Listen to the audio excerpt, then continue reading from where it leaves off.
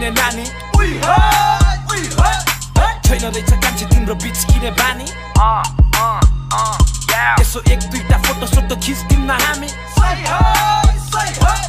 यतिकैमा कान्छीले किस्दियो दामी लैजान्छु बोकेर तिमीलाई आज म किनकि तिमी छौ आजको रातमा